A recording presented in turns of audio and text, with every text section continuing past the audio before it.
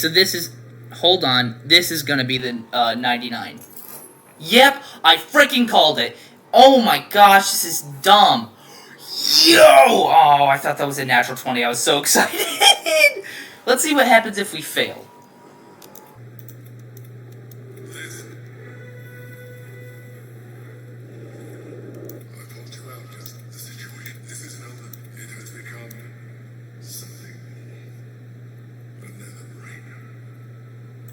I thought so too.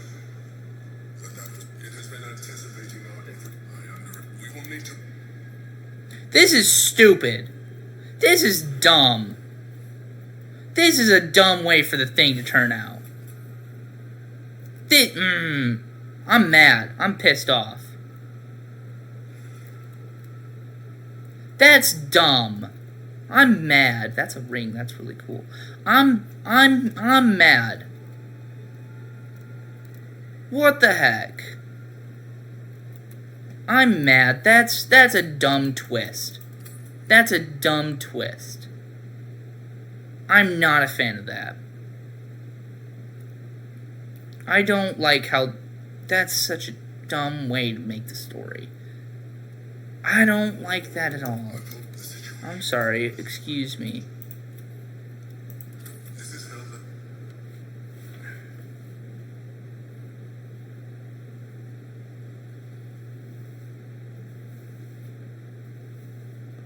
What happens if I nat 20 it, though? Because it's 99, it's definitely not supposed to be.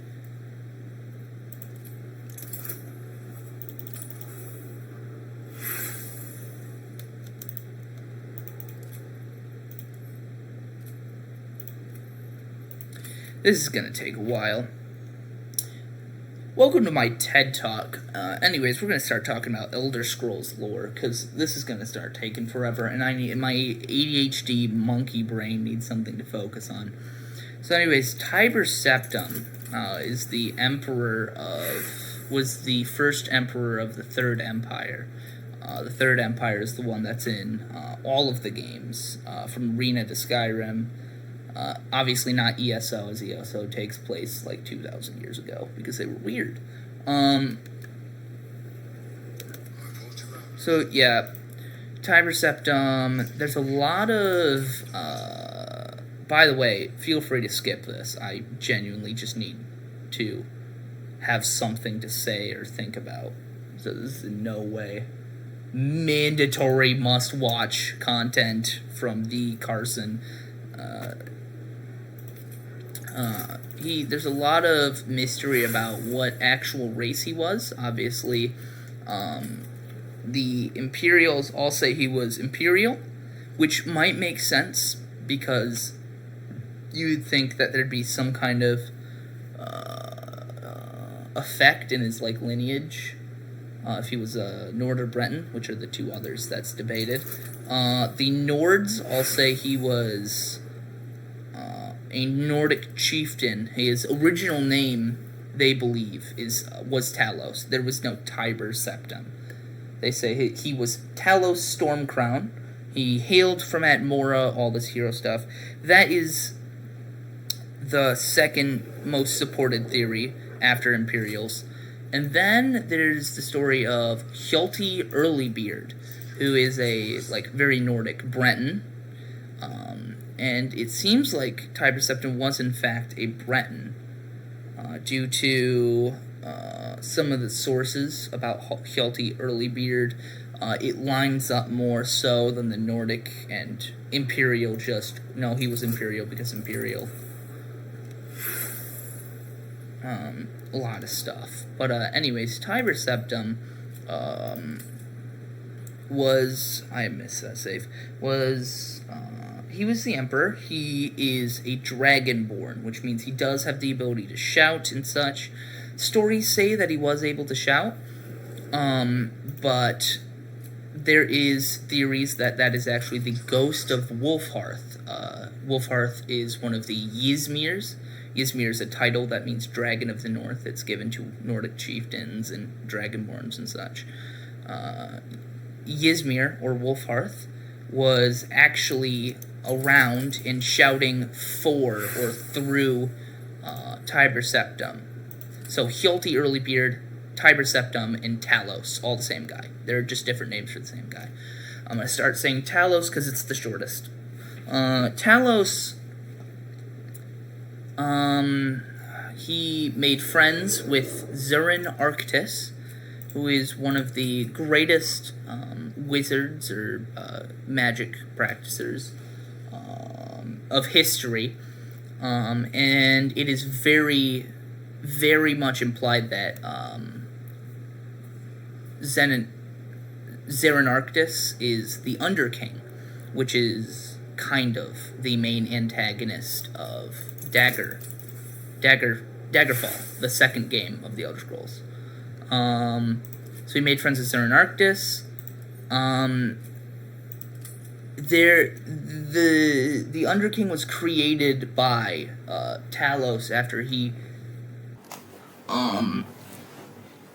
from what we know and what I remember, Talos used Zurin Arctis' soul, which was stored in the Mintella Soul Gem. I believe it's a soul gem, but the Mintella Gem.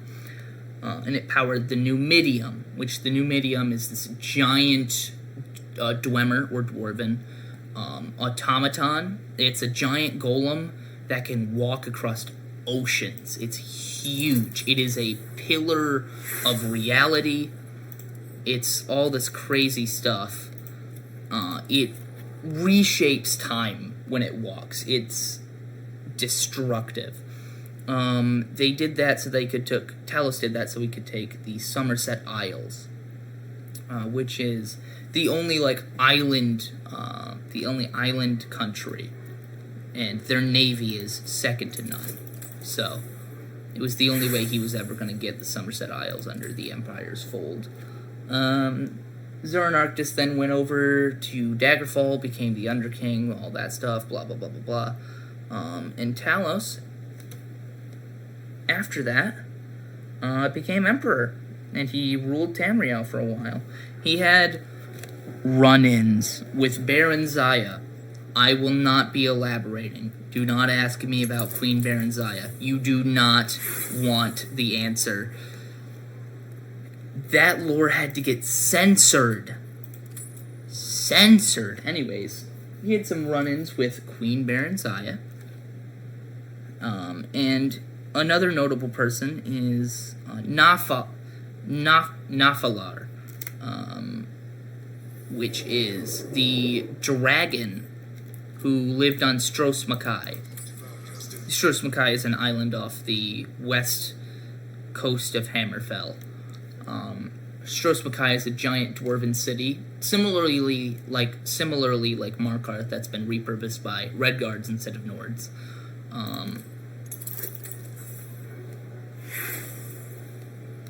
So Nafalar is very interesting because it's the first dragon in the Elder Scrolls, and it was before Skyrim. So, the dragonlings in Daggerfall are not dragons. They're named after dragons because the Bretons made some folklore about them and such. They're actually just flying lizards. But I do actually find that very interesting.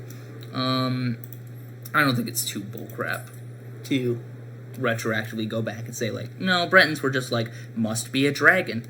Because Bretons were highly influenced by Nordic culture. Anyways, I was talking about Talos.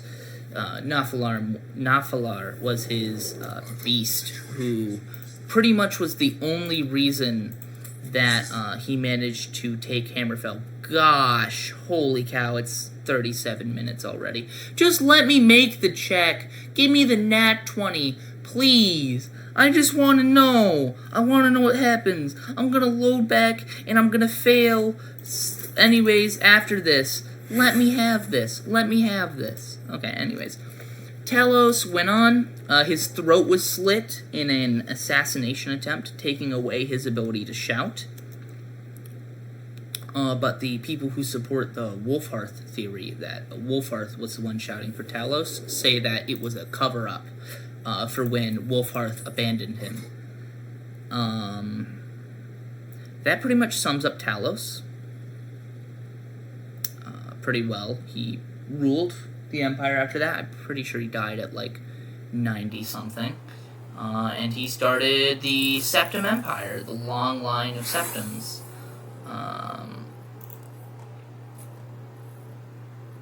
Uriel Septim, the 7th, I believe. He's an interesting guy. The Emperor in Arena, Daggerfall, Morrowind, and Oblivion, which he dies in Oblivion. Ooh, spoilers, it's in the tutorial. It's the whole allure of the game. The Emperor's dead! We're finally not going to have to listen to this one dude change the entire world several times over. Anyways, Uriel Septim, his reign was taken over by Yegar Tharn in Arena. In Daggerfall, he sent his friend, I think? An agent, at least, to Daggerfall to deal with the ghost of King Lysandus and the Underking and all that. In Morrowind, he was the one who released the Nerevarine to go to Morrowind and make some Pantheon changes. He killed 3 gods.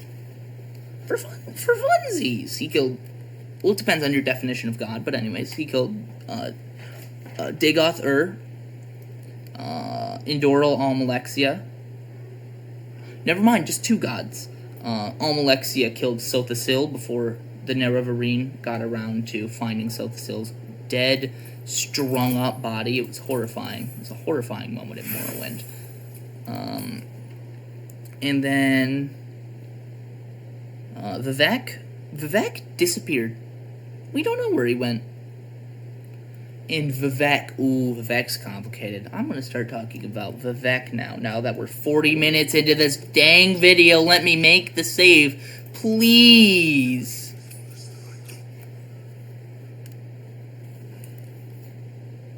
Please.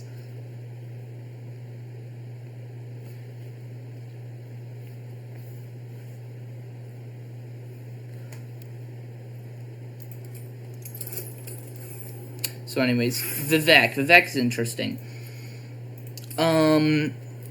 Vivek is very much Michael Kirkbride's. With lore, sometimes you have to look at Kirkbride's work, which is quote-unquote unofficial. It's hard, though, because he made so much lore for Daggerfall. I believe he was around in Daggerfall, but I'm not 100% sure. Definitely Morrowind, and a little bit of Oblivion, I believe. So, I think Daggerfall, I think Oblivion. Morrowind is just his. He made that lore. It's awesome. It's weird. It gets a little too weird, so you gotta remember he's gotta be reined in sometimes, you know. He's absolutely insane, that man. But anyways, Kirkbride, I failed that loading the correct save. Kirkbride made Vivek the most not controversial, conflicting, paradoxical character he could possibly be. Vivek claims he was born a god, but the quote-unquote correct story, I say correct because clearly he wasn't, but due to dragon breaks, which I'm starting to doubt the validity of that excuse for most things, but due to dragon breaks and the fact that he's a god, which is, I believe, timeless. We think timeless, we don't know. It's hard to tell. And anyways, he claims that he was born in, like, the home of a dreg, sorry. Oh, alright, hold on. I can't press escape anymore. Did I break my escape key?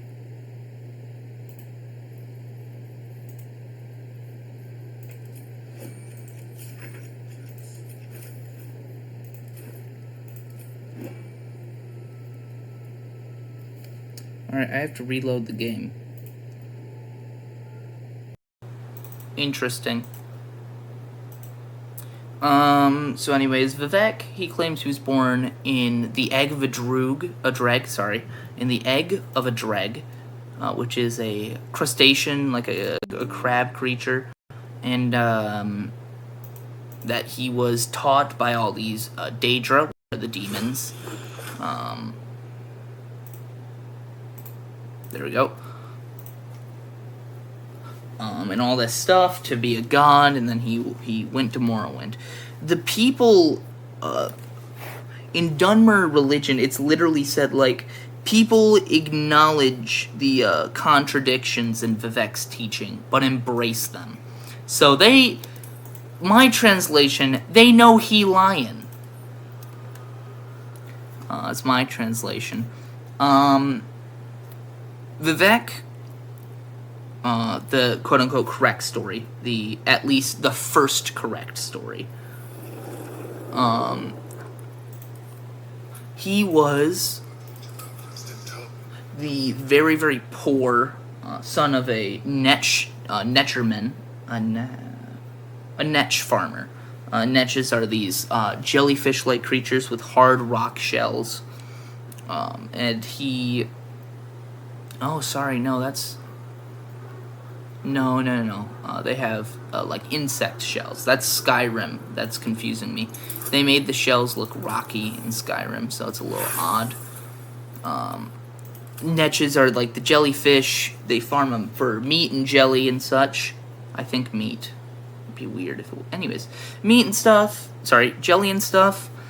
And he joined some kind of caravan, which was thieving, all that kind of stuff. Until this man, Indoril Nerevar, which if you don't know the lore, but remember, the Nerevarine, that will be important later, which I spoke about once. Nerevar, I believe it said, like, he liked how quick-witted Vivek was, so he, like, pulled him underneath his wing, and he became sort of an advisor. Anyways, Sothasil, I don't think we get a concrete answer for why Sothasil's around. He's very smart. So it could just be that he's, like, Indoril's advisor because he's just such a smart wizard. They're just like, yeah, a good guy to have around. And then Indoril Almalexia, or Almalexia, just sometimes, is the third member of the tribunal being Vivek, Sothasil, and Almalexia, but that pantheon is not created yet in the story. She is Nerevar's wife, Indoril Nerevar's wife. Remember that Dunmer have their last names first. So Dagoth for example, his name is just but Dagoth is his last name, which comes first. So if this gets to an hour, I'm quitting. I'm just letting you guys know. So if it ends, if you see that the video ends, like, directly at the 1 hour mark, I would check that out maybe, if you want. Anyways.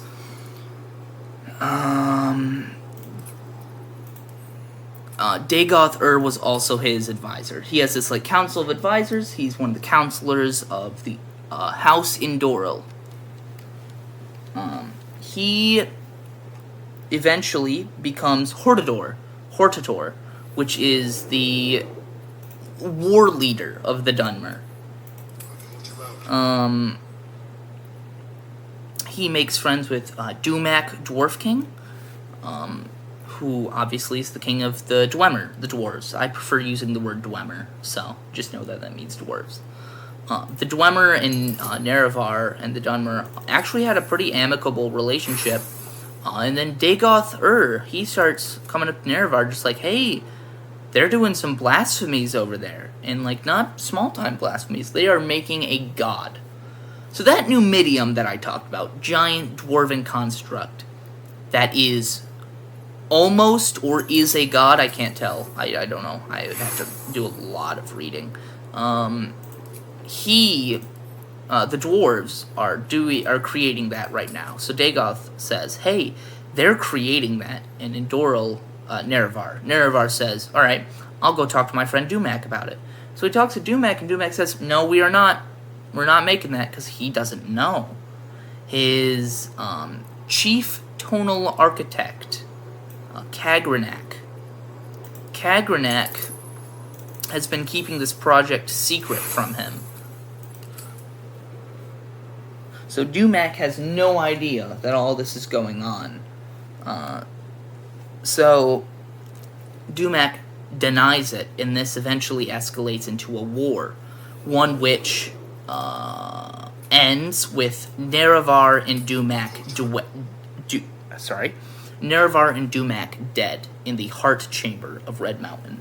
The Heart Chamber is where the heart of Lorkhan sits, an artifact from when Lorkhan's heart was ripped out and shot into the sea, which actually formed the volcanic island of Vardenfell. Alright, we're at 50 minutes, 10 more minutes until I quit doing this.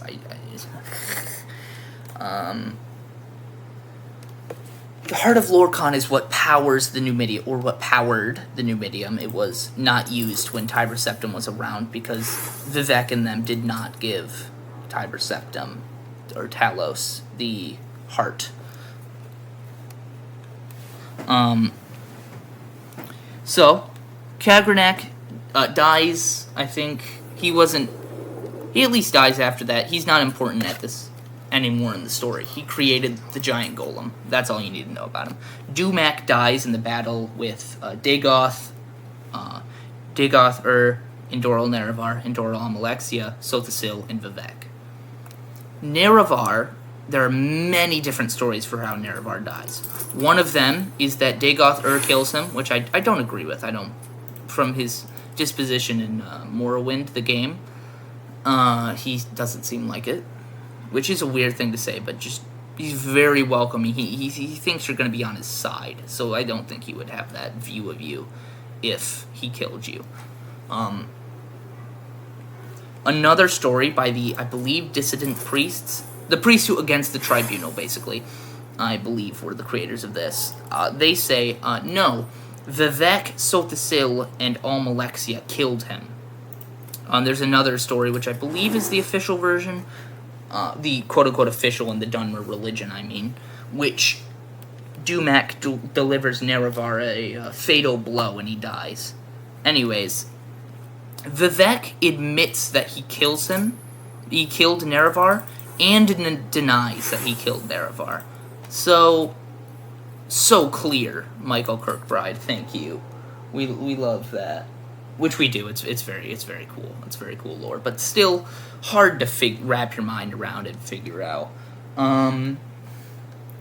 So stories differ whether it was Dagoth or the Tribunal, or the Tribunal being Vivek, Sothasil, and Almalexia. They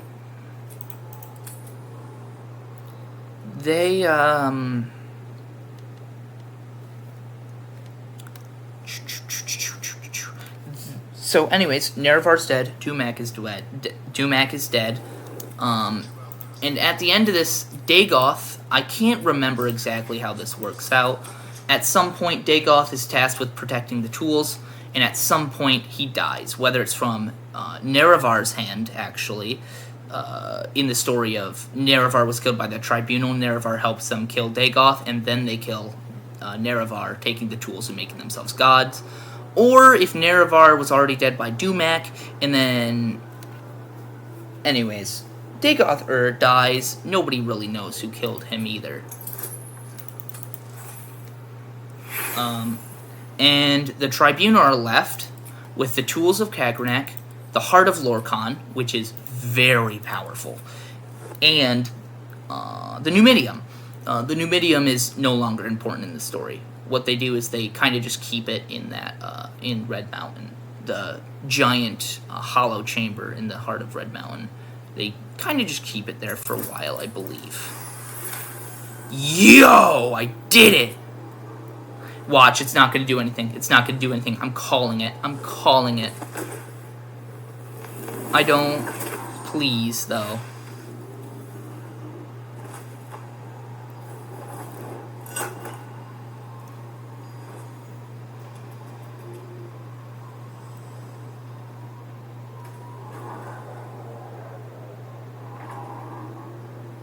Yes. Are you kidding me? It is just a screw you, isn't it? I hate this game. I'm sorry, I deserve to be... I am right to be mad here. Let me be mad. Are you kidding me? I spent that whole time... If you get a natural 20 here, you're not... so stupid. They broke the one rule of D&D. 20 equals success. They broke the one rule. Come on. That's garbage. That's garbage. I'm sorry. That's stupid. Yeah, shut up. I'm glad you were able to save me. So anyways, that's the end of my podcast. I'm upset. Larian Studios, screw you. Yeah.